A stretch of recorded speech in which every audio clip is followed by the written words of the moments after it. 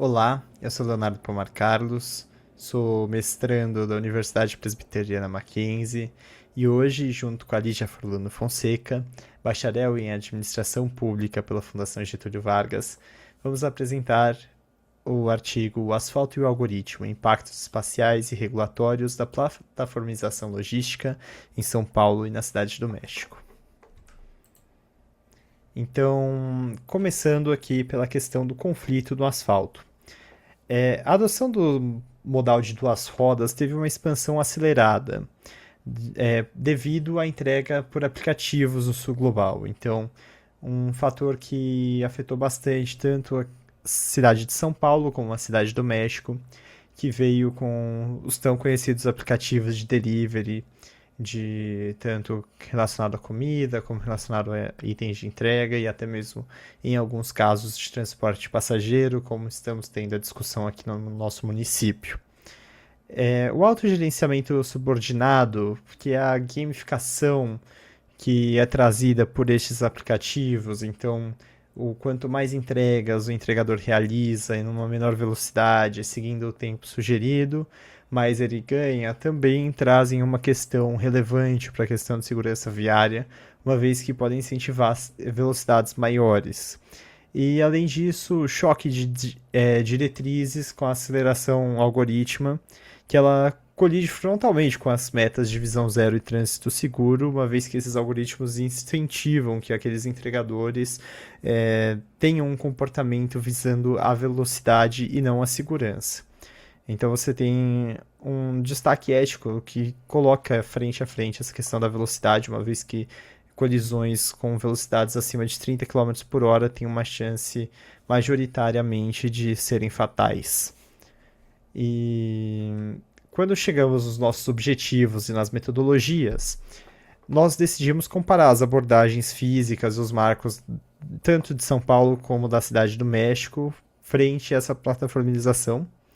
Então, comparamos duas metrópoles da América Latina que estão altamente dependentes da logística de última milha, com os entregadores por bicicleta ou motocicleta, que é o foco deste trabalho. Então, duas cidades que têm mais de 12 milhões de habitantes, cerca de 12 milhões de habitantes, duas grandes metrópoles com cerca de 20 milhões de habitantes ambas, e que tiveram uma explosão do uso de frotas de duas rodas e da precarização do trabalho, que tem uma relação direta com a questão dos entregadores de aplicativo em motos. E trouxemos essa análise que em São Paulo ela foca em engenharia física, suas intervenções, contra um foco fiscal e normativo que acontece na Cidade do México, como veremos na apresentação daqui para frente. Então, primeiramente, a produção social do espaço, ela mostra os dois circuitos da economia, como definido por Milton Santos, sendo que o circuito superior, que são as plataformas digitais, extraem o valor do circuito inferior, que é justamente o trabalho precarizado, os entregadores que recebem uma quantia não necessariamente equivalente ao seu esforço e que se expõem ao risco diário, uma vez que são eles que estão nas ruas correndo o risco de serem mortos no tráfego, entre outras questões. Além disso, o uso do solo móvel, que são as vias e as calçadas que são convertidas em corredores logísticos e zonas de espera privada. Então, ao invés de elas estarem servindo para o município, elas estão servindo para as empresas como pontos de espera, como pontos estratégicos entre as entregas, de forma que os entregadores acabam sem um espaço adequado para seu trabalho e também acabam ocupando um espaço que deveria ser destinado a outras finalidades e não ao, ao tempo ocioso de trabalho.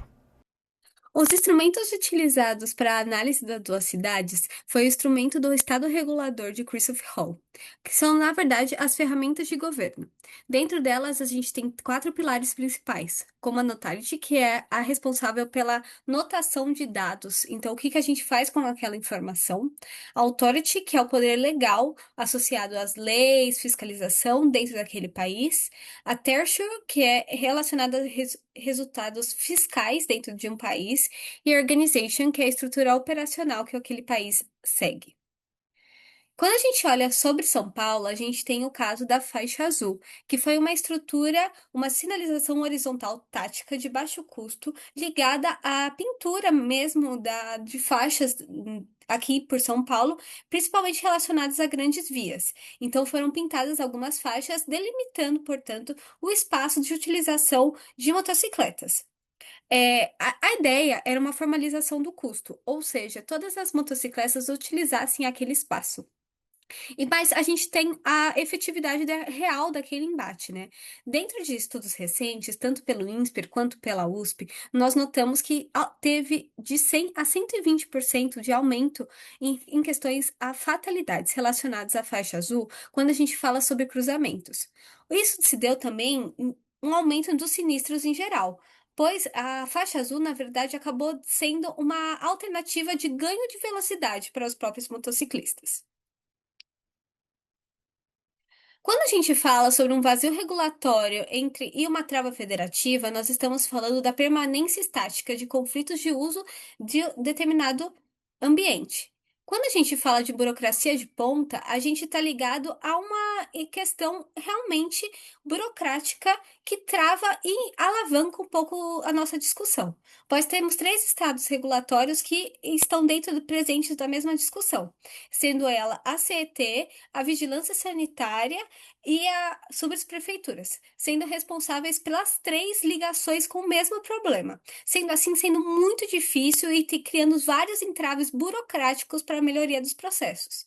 Além disso, a gente tem uma limitação federal sobre a lei de trânsito brasileira, na qual apenas o governo federal pode criar punições diretas ou taxas regulatórias para dentro da cartilha de trânsito nacional.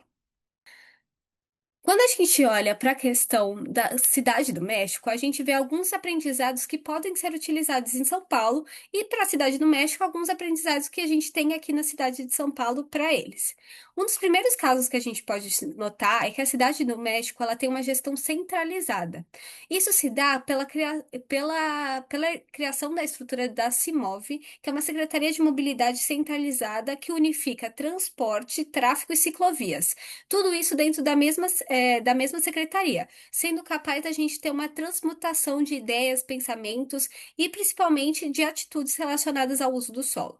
Quando a gente fala da licença tipo S, é que dentro da cidade do México foi estipulado que qualquer pessoa que utilizasse aplicativos de entrega, ou fosse trabalhar com isso mesmo por meio de bicicletas, bicicletas elétricas ou motocicletas, seria necessário ter um tipo de licença específica na sua carteira de motorista, sendo assim, sendo explícito que aquela pessoa realiza algum tipo de serviços para essas empresas de entregas rápidas.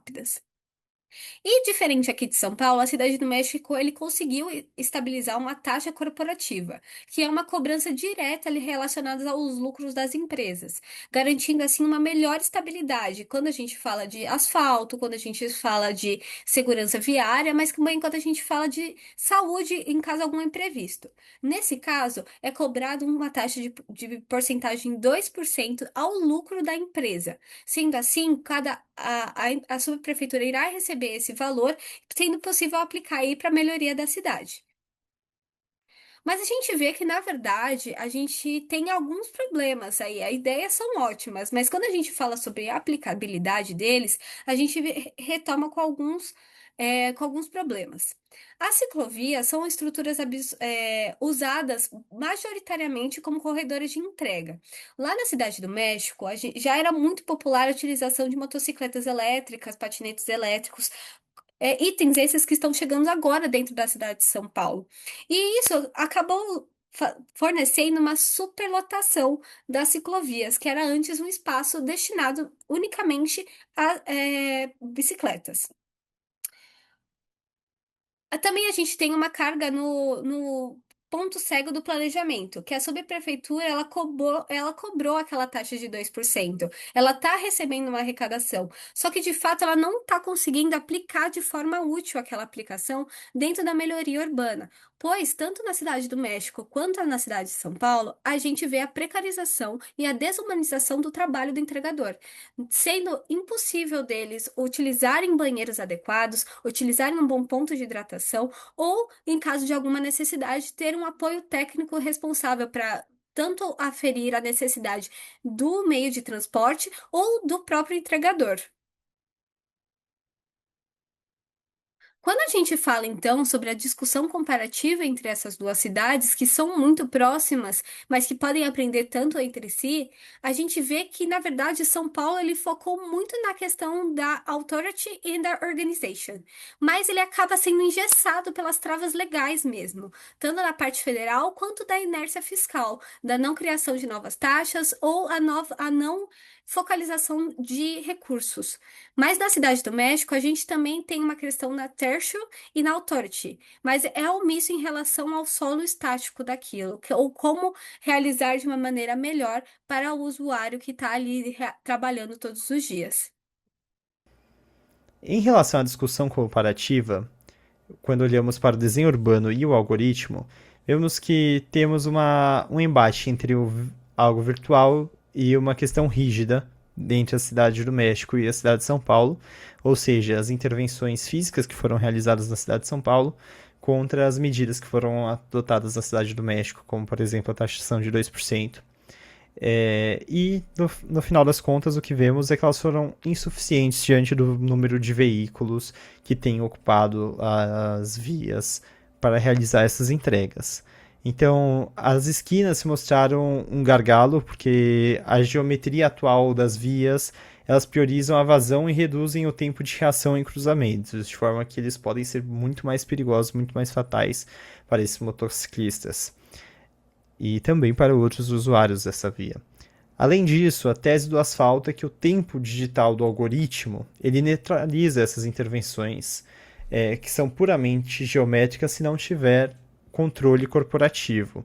Ou seja, uma vez que as empresas continuam priorizando que o seu algoritmo favoreça a velocidade e os desenhos das vias continuam não implicando em nenhuma forma na redução dessa velocidade de forma segura, continuarão existindo estes conflitos. Em relação às discussões e às considerações finais, trazemos, por exemplo, a morfologia urbana. Então, a necessidade de terem micro-hubs logísticos, bolsões privados obrigatórios para dar kitchens, que fossem custeados pelas empresas e não pelos impostos de manutenção de vias, como hoje ocorre, são fatores que são trazidos aqui pelas nossas referências bibliográficas, assim como uma capacidade tecnológica com acordos obrigatórios de compartilhamento de dados em tempo real para ver como está sendo a questão do incentivo à segurança por meio das empresas e não apenas o incentivo à maior velocidade, à maior quantidade de entregas que leva a comportamentos que são naturalmente mais perigosos, uma vez que a velocidade é o maior fator de risco na segurança viária. E o desenho viário, ou seja, implantação de vias autorreguladoras, as chamadas self-enforcing roads, e moderação de velocidade das esquinas, para que a gente consiga que, mesmo que um entregador não deseje seguir as regras, a própria via faça o trabalho de proteger ele e os outros usuários deste comportamento. E por fim, a integração necessária que é entre a regulação fiscal e o redesenho físico do espaço, que devem atuar de uma forma conjunta para garantir que esses resultados sejam atingidos.